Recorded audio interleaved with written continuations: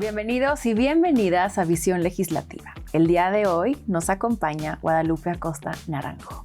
Muchísimas gracias por estar aquí el día de hoy. Me emociona mucho platicar contigo. Al contrario, muchas gracias por la invitación. Siempre un honor en estar en un canal tan importante para la vida nacional y que cumple con la función de ser plural, de escuchar todas las voces y de informar muy bien a la ciudadanía. ¿Por qué crees que no muchos mexicanos conocen sobre el canal del Congreso? Porque creo que hace falta mayor difusión, ¿verdad? El canal del Congreso, que está en todos los canales de cable, afortunadamente, debería ser una costumbre de la ciudadanía, escuchar y ver. También los políticos somos aburridos.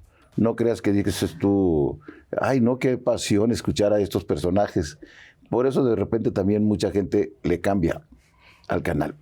Pero ha tenido momentos muy estelares el canal del Congreso. ¿Cómo cuáles? ¿Cuáles recuerdas? Por ejemplo, el discurso de Porfirio Muñoz Ledo en el 97, cuando fue la primera vez que hubo un presidente de la Cámara de un partido distinto al partido en el gobierno.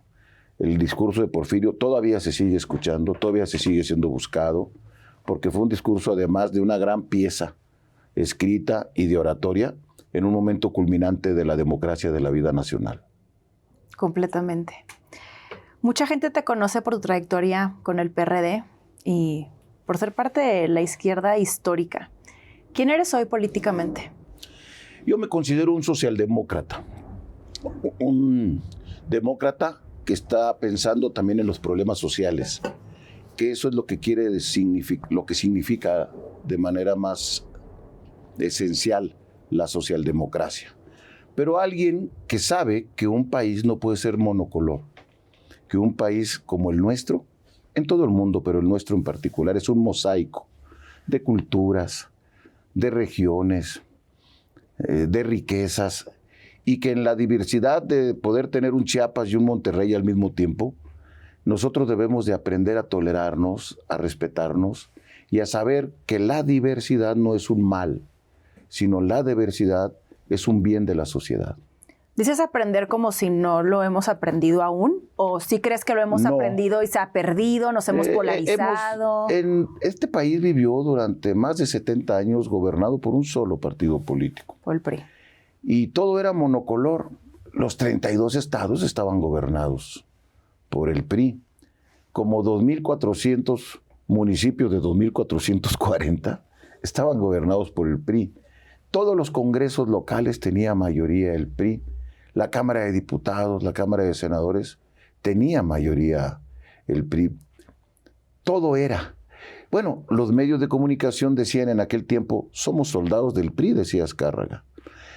Todo era un solo color. Pero de repente, la sociedad fue imponiendo su diversidad y ahora este país es muy, muy plural y muy diverso. Hay gobiernos de distintos partidos, del PAN, del PRI, de Morena, ahora hay muchos, de MC, hay gente que llegó en su carácter de independiente. Sí. Hay una pluralidad que la sociedad ha venido imponiendo.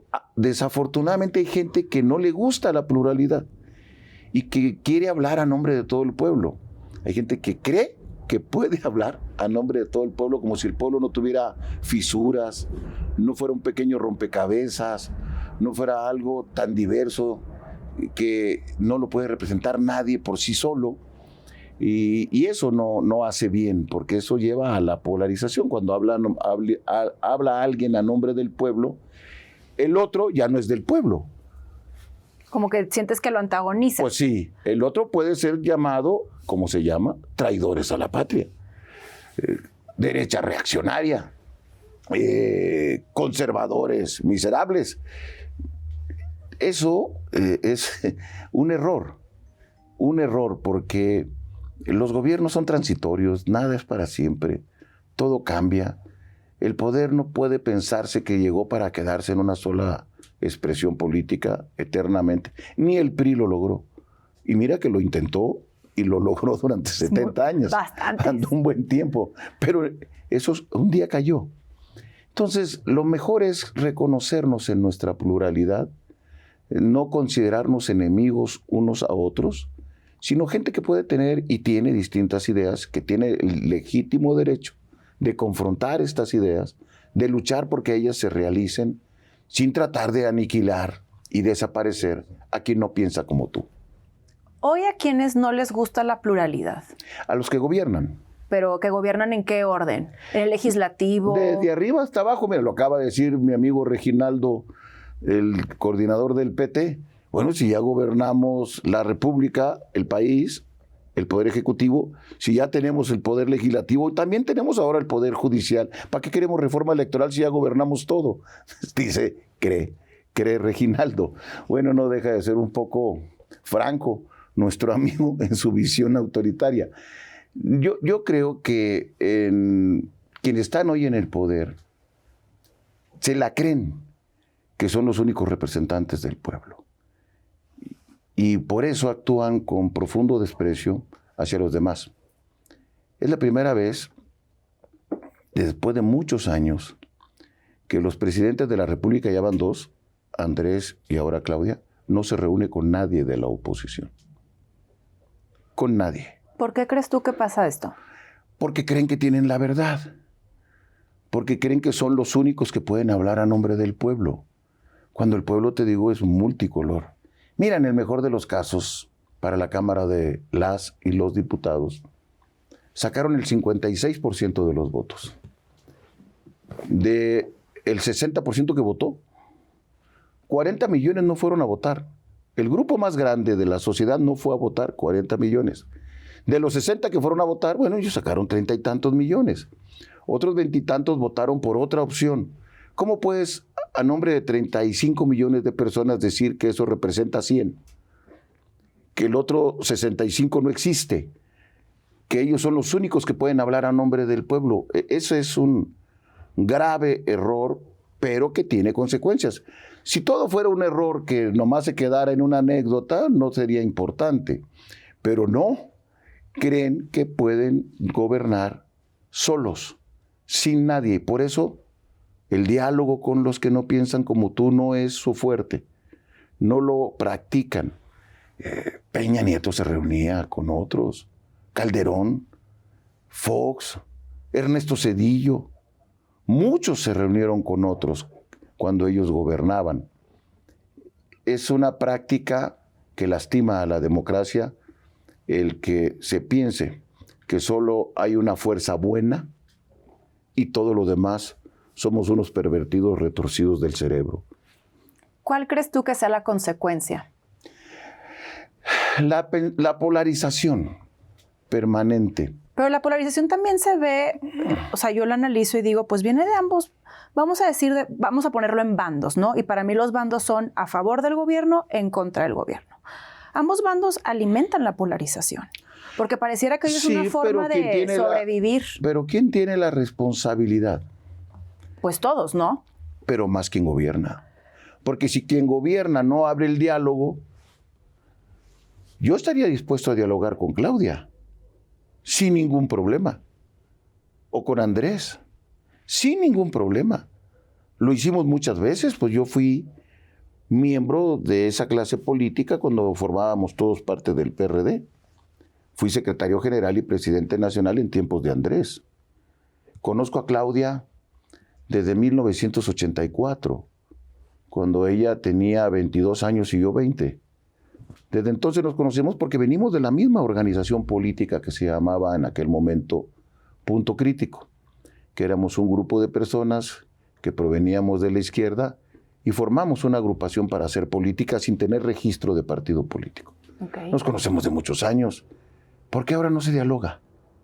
Yo sí, estoy dispuesto a dialogar. Es batalloso a veces con Noroña, es un poco difícil con Gutierritos, pero de todos modos se puede dialogar. Él los miraba en el INE seguidos.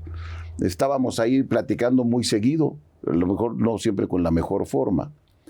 Pero pues yo creo que es necesario reivindicar el diálogo y que no piensen hacer la Constitución de México a imagen y semejanza de una fuerza política sola. De sus ideas. La Constitución es la casa común de los mexicanos. Por lo tanto, para poder modificar en sus puntos fundamentales a la Constitución, debería de haber un gran consenso nacional para que esa casa común, entre todos la remodelemos.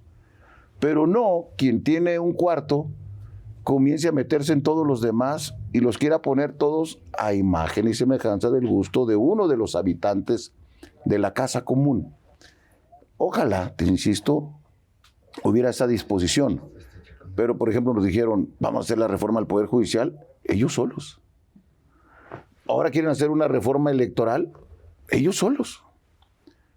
Cuando ninguna reforma electoral, y yo participé en muchas de estas reformas, se ha hecho por una sola fuerza política.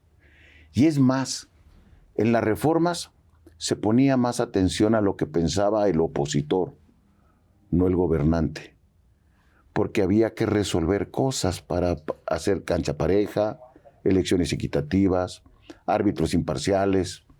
Ese era el objetivo. Y bueno, había que dejar satisfechos a quienes tenían críticas. O sea, tú que estabas en la oposición antes, sigues, pero los hacían parte. ¿Cuáles son los cambios que...? Porque luego de pronto desde esta oposición llegan al poder, pero ahora veo a la oposición que dice, pues todo lo que criticaron ahora lo hacen. ¿Cómo eran antes estas interacciones con la oposición? En el Congreso.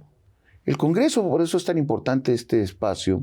El Congreso era el lugar de encuentro, de privilegio. La Cámara de Senadores y la Cámara de Diputados representan a la República y al pueblo de México. Y ahí es donde debería de estarse haciendo los principales diálogos. Una reforma electoral que se cita en la Secretaría de Gobernación, ese fue un gran error de Pablo Gómez. O sea, desde ahí para ti... Pues de ahí para comenzar, o sea, el simbolismo, porque las elecciones se hicieron mucho más equitativas cuando separamos al poder público de la organización de las elecciones. La reforma de 1996 lo que hizo fue darle autonomía al órgano, al Instituto Federal Electoral en aquel momento. Salió el secretario de Gobernación de esa función, porque hasta ese entonces los secretarios de Gobernación presidían el órgano electoral. Bueno, cuando se saca al gobierno y se dice ahora el árbitro es autónomo, un órgano constitucional autónomo por consejeros electorales ciudadanos que son los que van a organizar con imparcialidad la elección. Fue en ese momento cuando el árbitro se quitó la camiseta tricolor y se puso una camiseta de color neutra. Bueno, hoy quieren poner otra vez camiseta guinda al árbitro electoral. Eso es un gravísimo error. Hacer la reforma en la Secretaría de Gobernación y no privilegiar el espacio del Congreso, donde sí está representado todo el pueblo de México, porque en el Poder Ejecutivo está el que ganó, pero no está en el Ejecutivo los que no ganaron. En el Poder Legislativo están todos los partidos, los que sacaron más, pero también los que sacaron menos. Es en el Congreso la verdadera representación popular donde deben de darse este tipo de espacios. Por lo menos eso fue lo que hicimos en muchas reformas. A mí me tocó participar, particularmente de la de 2007, 2008, legal y constitucional y legal, y la de 2013, 2014, de manera directa en las mesas de negociación, que se hacían con la participación de los grupos parlamentarios de la Cámara de Diputados y de la Cámara de Senadores. Hoy no miro eso. Hoy lo que miré fueron unas audiencias en gobernación, donde el que te escuchaba no hablaba. Pablo nomás se ponía a escuchar. Llegabas 5 minutos y para afuera, 5 minutos y para afuera. Y él decía que sí y que no. Por eso ahora hace poco escuché con cierta tranquilidad que el diputado Ricardo Monreal dijo, es la Cámara de las y los diputados donde vamos a tener que ejercer nuestra función de legislar. Ojalá y eso llegue hasta el fondo, y no la iniciativa que se mande, no se le mueva ni una coma. Y volvamos al tiempo en que nos ganamos, y bien ganado, el mote de levantadedos, porque tú aprobabas exactamente lo que te mandaba el presidente sin moverle ni una coma. Bueno, espero que eso no vuelva a suceder. Tú que eres muy crítico, ¿no has visto un cambio a partir de que la presidenta asume su mandato en ese sentido? Yo lo pienso, por ejemplo, iniciativa de reelección, nepotismo, inclusive ley de amparo. Pues mira, nepotismo, ahí sigue. Pero al final del día sí le movieron, o sea, sí se movió. La presencia de Lenia Batres en el Poder Judicial, qué mejor ejemplo de nepotismo. Lenia Batres. Está toda la familia Batres. Unos están en el ISSSTE, otros están en una procuraduría, otros están en una... Bueno, digo, está bonito que digan que están luchando contra el nepotismo, pero, neta, bueno, yo no me fijo en lo que la gente dice, sino en lo que la gente hace. Y lo que hacen no es exactamente fortalecer el Estado de Derecho, sino poner en el Poder Judicial, por ejemplo, a gente que milita en un partido.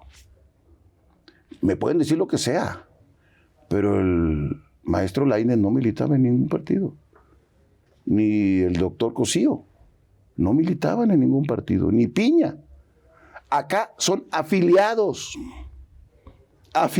que hacen campaña con ese partido. Cuando lleguen casos donde están involucrados personas de Morena, ¿cómo van a actuar? Si son los de su partido. Se suponía, se hizo la tradición de que la justicia era ciega. No, pues aquí le levantan un poquito la pañoleta para ver de qué color viene vestido el cliente. Eso es un profundo daño a la República. En México, si no tenemos poder judicial, no hay democracia. Ahora, si al árbitro electoral me lo van a volver a poner guinda, ya no más falta que me propongan a Manuel Bartlett otra vez como presidente del INE, porque ya es patriota Manuel Bartlett. Ya todos ellos dicen, hombre, Bartlett es la última coca del desierto. Se les olvida la caída del sistema, la desaparición de 44,000 actas, los 500 muertos que hubo en el periodo del Salinato para poder llegar entonces a la reforma del 96, porque fue sangre y fueron vidas las que están detrás de esas reformas. Eso es lo que a veces a uno, que nos tocó dar esas batallas, y muchas veces las di del brazo de muchos de estos, me parece una absoluta incongruencia que cuando llegues al poder cambies y hagas todo contra lo que juraste luchar y decías luchar. Una de dos, o el poder los cambió o les sacó su verdadero yo. Es lo que te iba a preguntar. ¿Tú crees que hay forma de prever qué va a ser el poder en una persona? Yo he visto gente que tiene poder y no pierde el equilibrio. Sí he visto gente así. Y he visto gente que no había tenido poder y cuando tiene poder se la pasa yendo a Roma, a España, a comprar el Volvo último modelo, a viajar a todísima madre en los vuelos de primera clase, a hacer actos donde devela su propia fotografía en el Senado de la República. Estamos hablando ahorita de una persona en particular. No más de uno. Okay. No más de uno, para poner un ejemplo. ¿Luchaste con él del brazo? Fíjate que estuvimos en el mismo comité cuando yo era secretario general y él llegó a ser vocero. Yo ya luego le dije, mejor vas a ser vocero, ¿verdad? Para que ya no siguiera hablando tantas cosas. Pero el muchacho se mareó con el poder. Yo tengo una fotografía en la Cámara de Diputados. También fui presidente de la Cámara. En mi vida se me ocurrió hacer un evento para develar con ego mi fotografía. Pero en ese sentido quiero ver mi pregunta inicial. ¿Hay cómo preverlo? O sea, que tú Hijo, digas, mano. no, y te lo pregunto porque luego, no sé, lo veo ahorita con los partidos políticos, que le abren el espacio y dices, oye, no, espérate, fíjate que este cuate, esto puede pasar. Lo que hay que hacer es crear instituciones democráticas y no creer en personajes.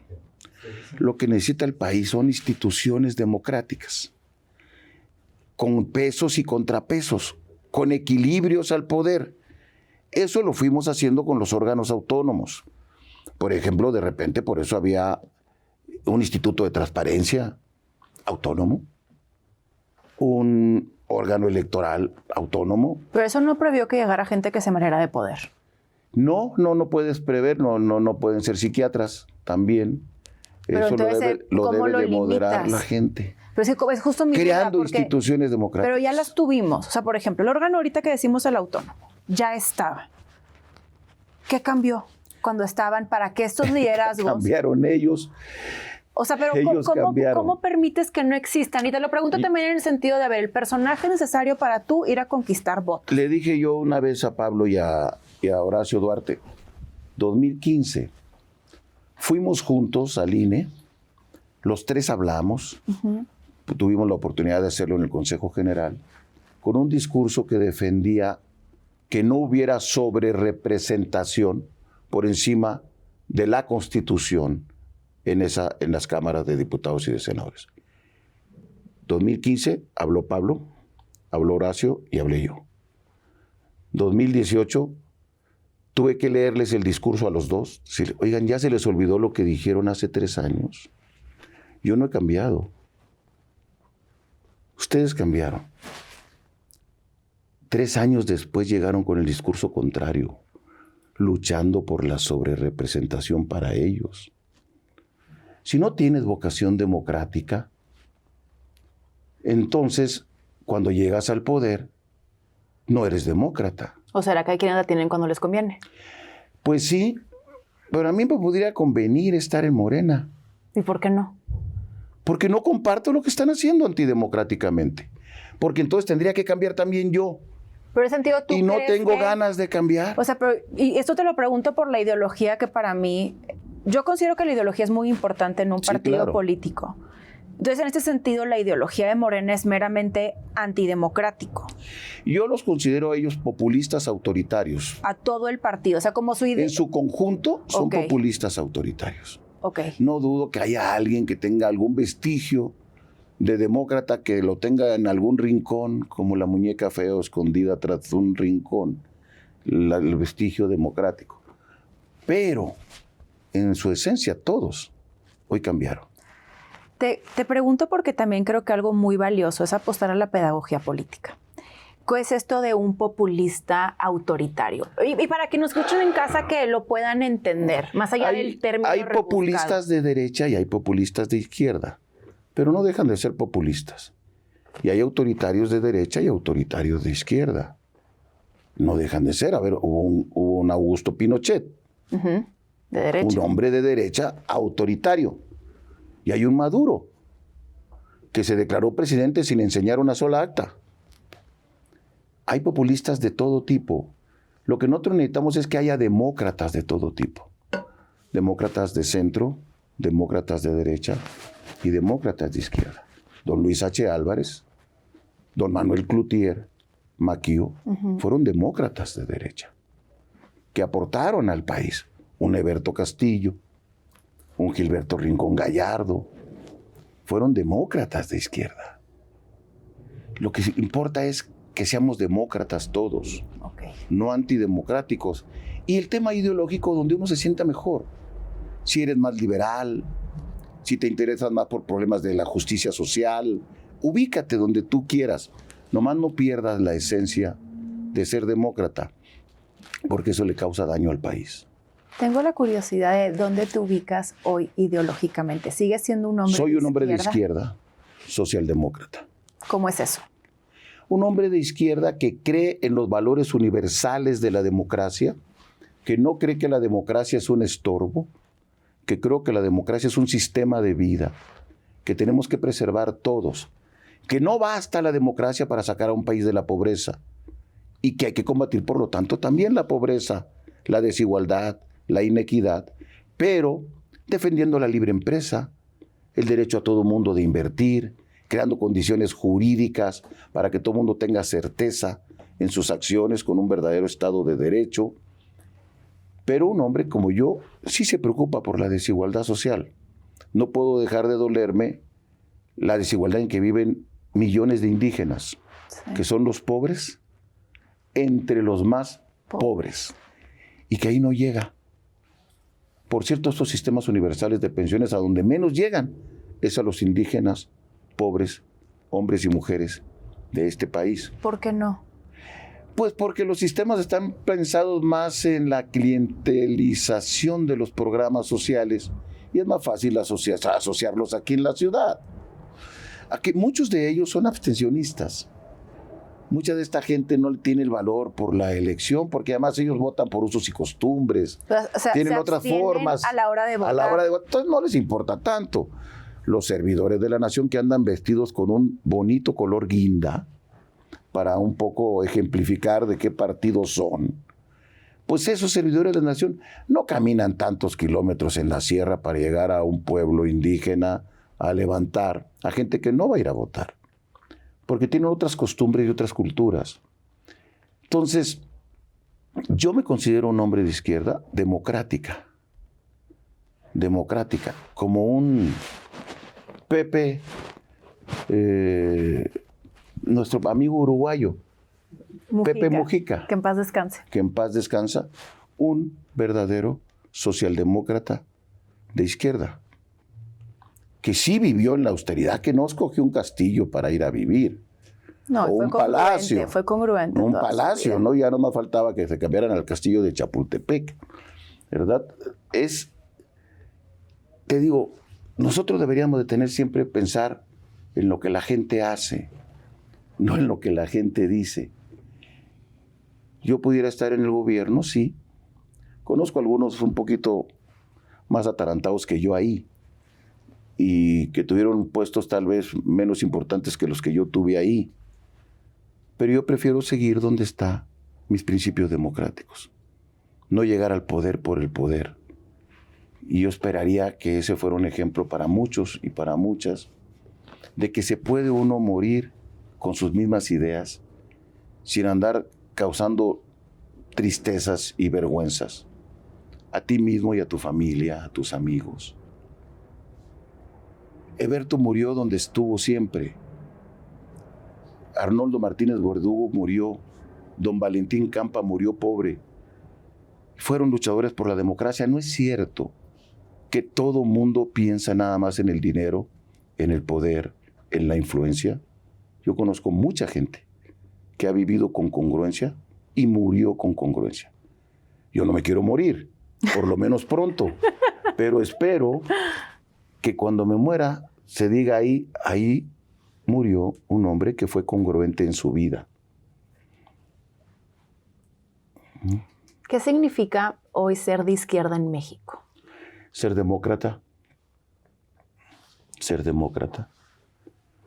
Si tú no te puedes llamar de izquierda si no te causa ninguna pena a los niños con cáncer, si persigues migrantes, si no recibes a madres buscadoras que andan arañando la tierra buscando a sus hijos o a sus esposos o a sus a sus nietos, si eso no te conmueve, ¿cómo puedes decir que eres de izquierda? ¿Cómo puedes perseguir migrantes? Eso no es ser de izquierda. Pero tú crees que al mencionar esto, no sé, a lo mejor estoy asumiendo mal, por eso te lo pregunto, que muchos de izquierda actualmente no se conmueven por eso. No. O sea, no les importa. No les importa. Entonces les importa nada más el poder. Yo les digo, es increíble que en 500 diputados y diputadas, 250 y 250 hoy, no haya una sola madre buscadora. Que esa causa no debería estar representada en el Congreso por alguien que vive esa tragedia. ¿Por qué no están ahí? Pues porque ningún partido político les ha... Exactamente. O sea, ni el espacio porque no les importa. Bueno, pero... Porque la Cámara es la representación popular.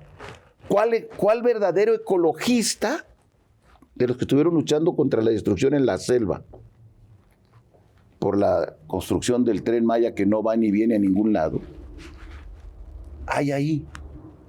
¿Cuál líder campesino de los que estuvieron protestando, tapando carreteras, están ahí? El Congreso ha venido perdiendo su carácter de representación popular.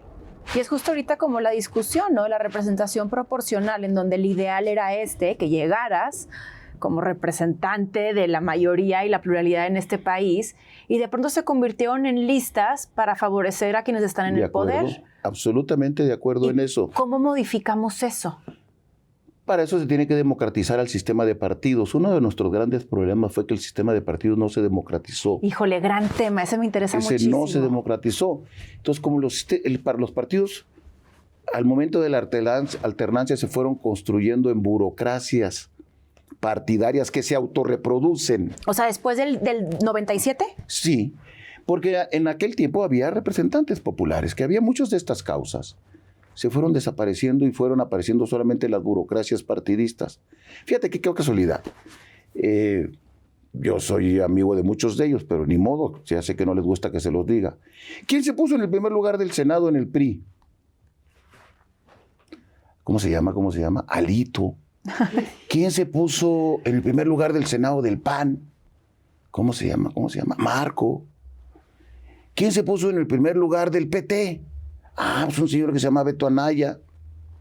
¿Quién se puso de Morena? Todos.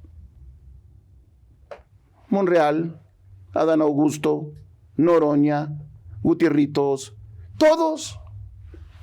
O sea, las burocracias se autorreproducen y dejan de pensar en la representación, que somos instrumento, vehículo de la ciudadanía. Una de las reglas que tiene la organización en la que nosotros estamos, ahora impulsando Somos México, la primera regla es: los dirigentes no pueden ser candidatos a nada. Quienes seamos dirigentes no vamos a poder ser candidatos. Porque le dicen, estos se andan moviendo porque ya se quedaron sin chamba. A ver cómo se acomodan. ¿O también por el fuero? El fuero lo han quitado como 4 veces en los últimos 10 años. Es la 5ª vez que quieren quitar el fuero. O sea, entonces son puras vaciladas de mis amigos. Dime métete en Google y vas a ver cuántas reformas han dicho que han quitado el fuero en los últimos 10 años.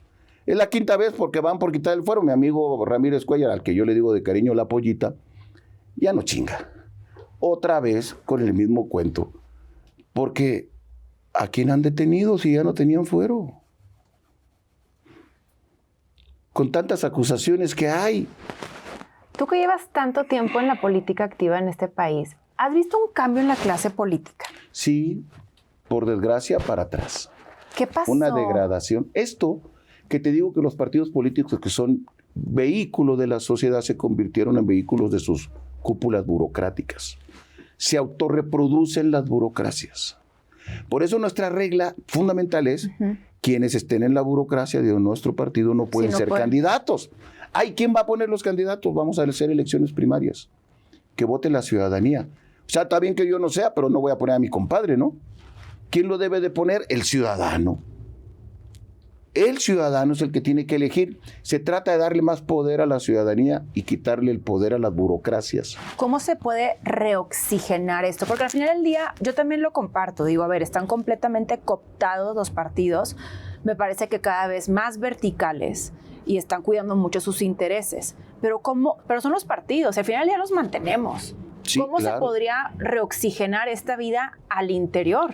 Democratizando los partidos. Lo que nos hizo falta fue haber hecho una profunda reforma constitucional, que los valores universales de democracia, de transparencia, se inculcaran para que fueran normas obligatorias en los partidos políticos. No que hoy quien llega a la dirección de un partido cree que el partido es de él. Y esto lo dices para todos los partidos. Para todos los partidos. Ya te puse los ejemplos. Dime qué dirigente de partido no se puso en el primer lugar. Ni uno. Pues bueno, actualmente MC. Bueno, porque iba en el 3, Dantes, y lo brincó Amalia, porque ocupaban, ahora por género, Amalia iba en el 4.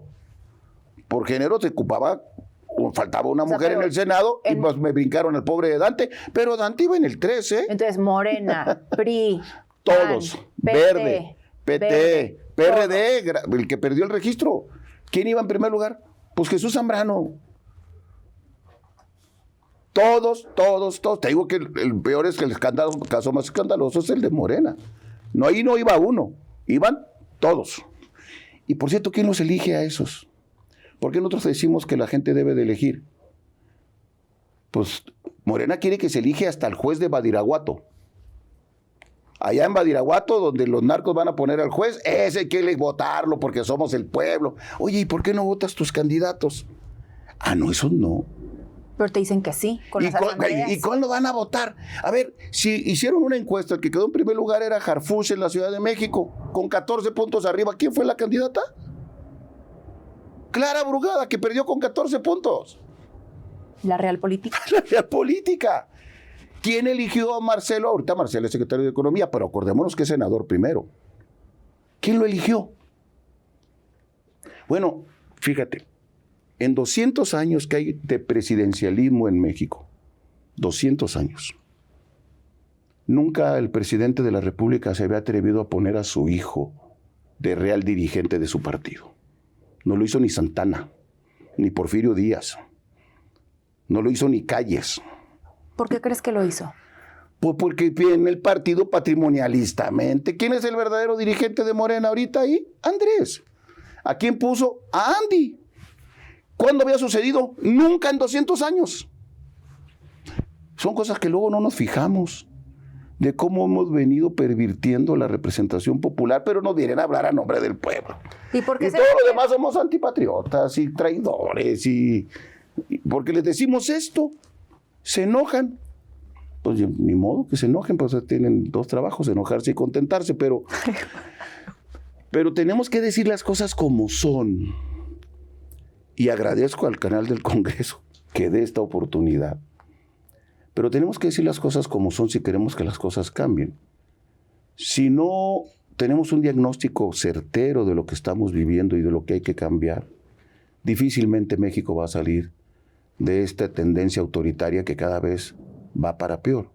Ahora, ¿cómo hacerlo en esta era de la posverdad? Porque me supongo que tú también, así como has visto el cambio de la clase política, también has visto el cambio en la forma en la que nos comunicamos, en la que nos informamos. Hoy, ¿qué reto ves en este sentido?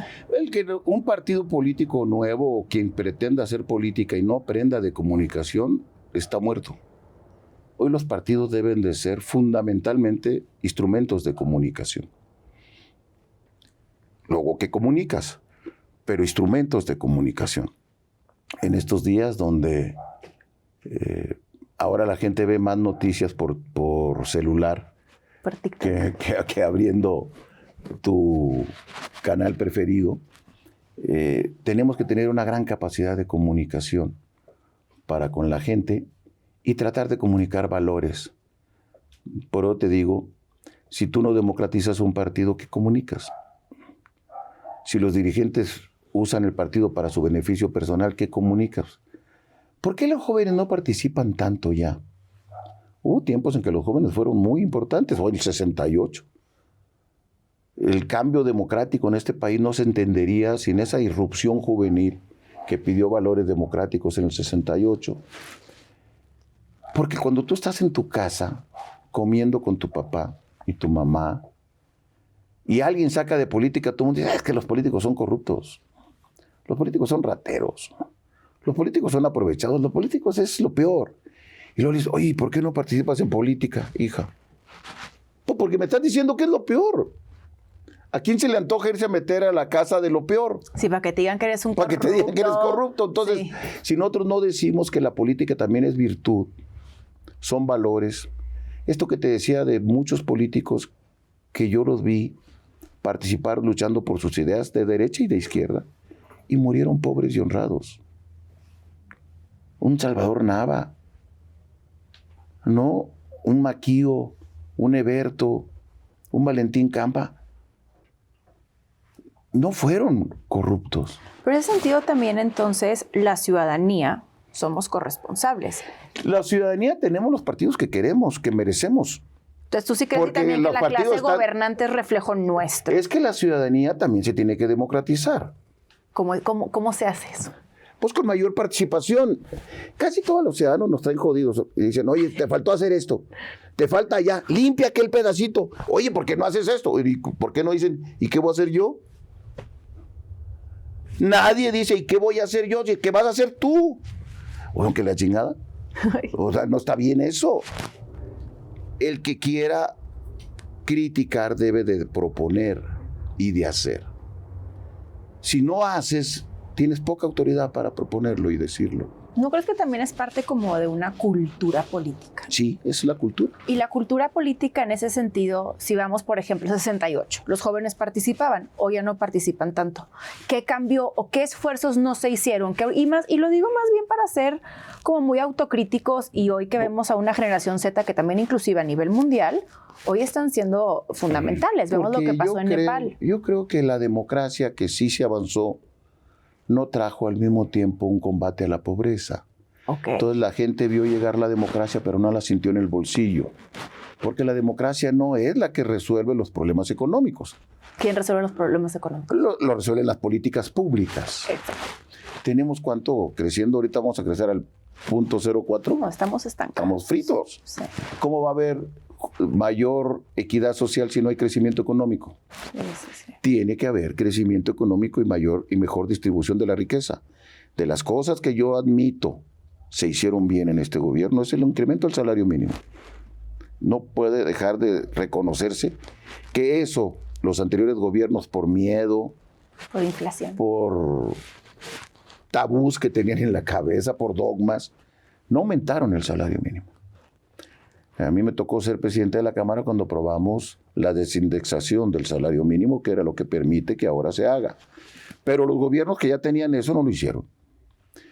Tuvo que llegar un gobierno como este, y hay que reconocérselos, aumentaron el salario mínimo. Con voluntad política. Con voluntad. En verdad, ellos no aumentan.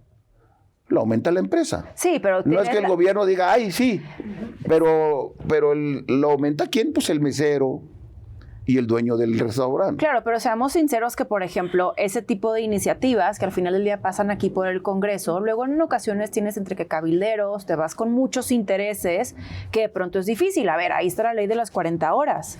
Sí, claro. Tienes todo el poder para hacerlo, pero al final del día también es difícil porque hay otros poderes que son fácticos. Tienes toda la razón. Tienes toda la razón. Y por este tipo de cosas no se aumentaba el salario. Hoy se está aumentando y eso está bien. No más que si lo seguimos haciendo sin incrementar, que aumente el crecimiento económico del país, sí, eso va a llegar un momento que se va a hacer crisis. Tenemos que hacer que crezca nuestra economía de nuevo. Y lo mismo con los programas sociales, que ya son un derecho constitucional, pero si no crecemos, por ejemplo, mi generación, pues ahí te encargo qué va a pasar en 30 años. Pero entonces debemos de reconocer de todos modos que quien incrementa el salario es el trabajador y el empresario. No te dan un peso del gobierno. Si tú no mejoras tu producción, tarde que temprano esa empresa va a quebrar si sigues aumentando el salario.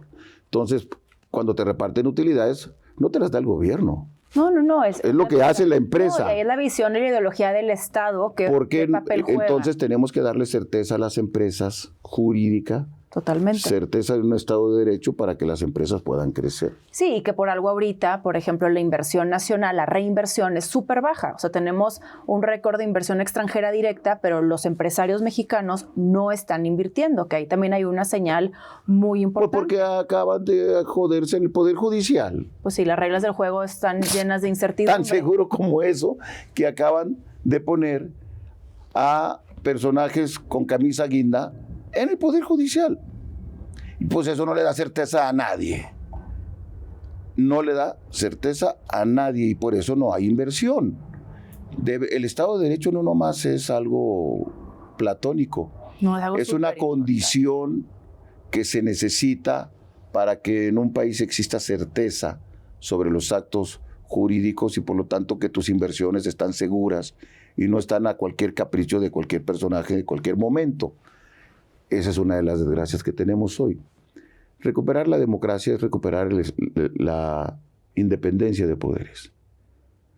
Y eso pasa por volver a recuperar al Poder Judicial.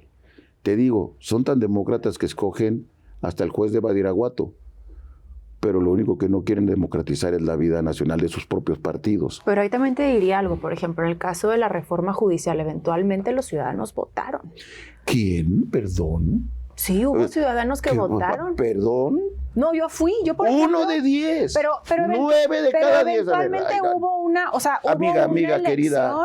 querida. Sí hubo una elección donde votó el 10% y el 90% no. ¿Y quién crees que ganó? Los que estaban en un acordeón.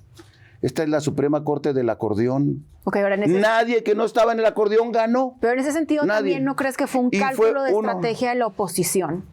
Dentro del Poder Judicial. Pero ¿qué no habían dicho ellos que el pueblo era el que quería elegir y que por eso iban a elegir, que porque el pueblo lo había sacado y el pueblo no salió a votar? Pero a ver, y te lo digo yo, porque son eventualmente los argumentos. Porque Y entonces el día de mañana a lo mejor te dicen, pues volvemos a hacer unas elecciones, pónganse de acuerdo ustedes con su acordeón, hablando de oposición partidista o ciudadana. Lo que hay que quitar es el acordeón, hija, porque el voto, dice la Constitución, es libre y secreto. Cuando tú vas a votar con un acordeón, ni es libre, ni es secreto, y tú no hiciste el acordeón. Te lo hicieron en una oficina y no ganó nadie, absolutamente nadie, que no estuviera en el acordeón. Bueno, a ver, es que yo te lo digo porque voy a hacerte bien ¿cuál sincera. democracia del Poder Judicial? Yo sí hice mi acordeón. Pues sí, hija. Mío. ¿Y ganó tu acordeón? No, pero yo ganó el acordeón que sí se hizo y se distribuyó. Pero es por eso te digo, a lo mejor fue también un cálculo de la oposición no haber hecho justo sus acordeones. Te aseguro que yo soy oposición y no fue cálculo. ¿No? Simple y sencillamente nosotros no estábamos convencidos de que el Poder Judicial se vota. Pero entonces ante eso me quedo con los se elige en el cruzados. Congreso. No, hicimos marchas, movilizaciones, llenamos el Zócalo, nos fuimos a los amparos, peleamos porque eso no sucediera. Y nada funcionó. Pues no, porque tenemos un régimen autoritario, donde con el 10% se nombra al Poder Judicial y todavía hay que aplaudirles. Yo no, perdón, tenemos una profunda diferencia en el tema. No, Sí. más allá de diferencias nada más. Pero no pasa nada, porque te he venido alegando que las diferencias son democráticas. No, pero te quiero decir porque sí te lo cuestiono. Porque para mí es bien importante que hay una oposición fuerte, consolidada y estratégica. Y nada más yo quiero entender, porque yo como ciudadana digo, bueno, como abogada del diablo, al final ya soy politóloga y me dedico a analizar y soy apartidista. Pudieron haber hecho otra Pero no cosa. a política. Ah, no es que nadie es apolítico. Nadie es apolítico. El que diga que es apolítico Eres apartidista, es un mentiroso. eso está totalmente. Hablando de oposición, sí me interesa mucho conocer tu perspectiva sobre esto. O sea, ¿la oposición en México existe realmente o solo reacciona? No, la oposición existe. Lo que pasa es que en el Congreso está subrepresentada y parece no existir. Y también hay oposición social.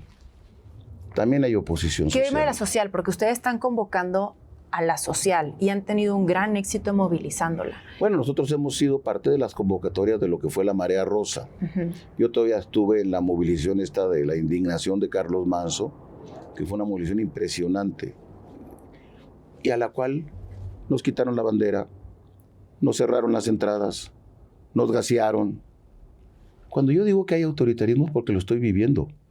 ¿Cómo se ve el autoritarismo para quienes no saben? Cuando se deja de respetar a la pluralidad. Cuando, por ejemplo, el 45% de los votos que tuvieron los partidos opositores lo hacen 25 en la Cámara de Diputados. Okay. Y cuando el 54% que tuvieron los que ganaron lo hacen 75. Y entonces una diferencia que en las urnas fue del 10%, lo hicieron del 50% en la representación popular. Y luego dicen el pueblo nos quiere mucho. No, espérame tantito.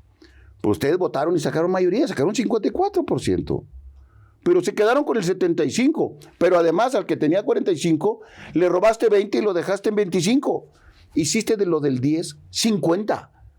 La oposición no existe. No, espérame tantito. Acaban de vivir un atraco a mano armada. Y dicen, oye, ¿y tú por qué te dejaste asaltar? ¿Por qué no viste que estaba a mano armada? Me robaron.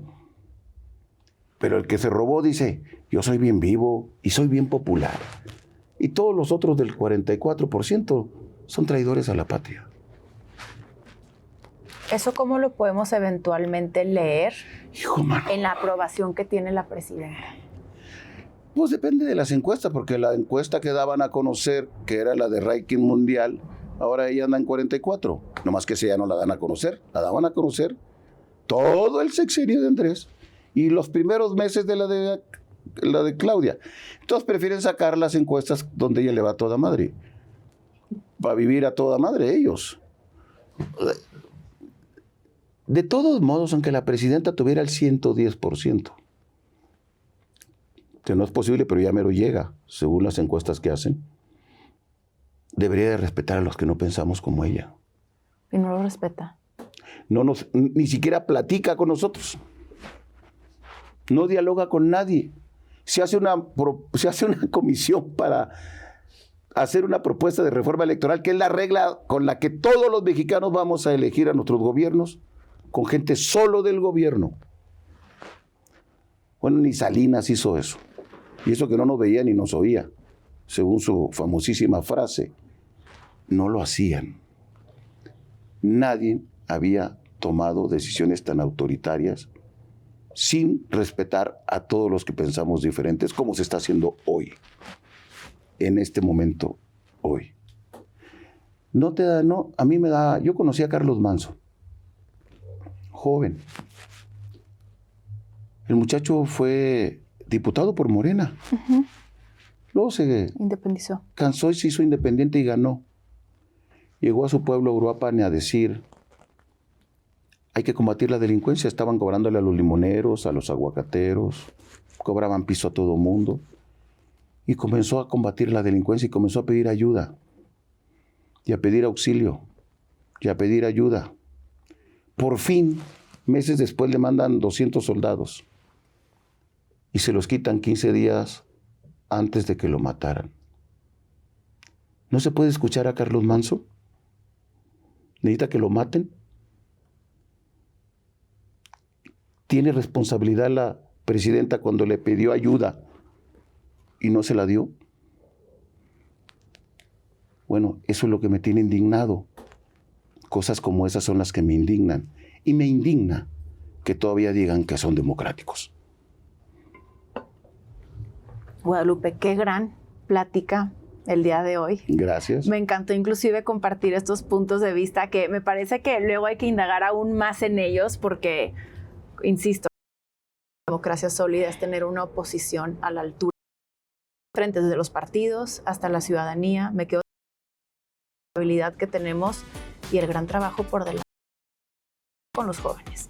Sí, porque vamos a lograr reinstalarla. Había gente que pensaba que el PRI nunca iba a perder. Y un día perdió. Lo estuve yo para ver y empujé. Meternos. Nadie es eterno. Nada es eterno. Con eso nos quedamos y a ustedes les agradecemos muchísimo el que nos hayan acompañado una vez más en Visión Legislativa.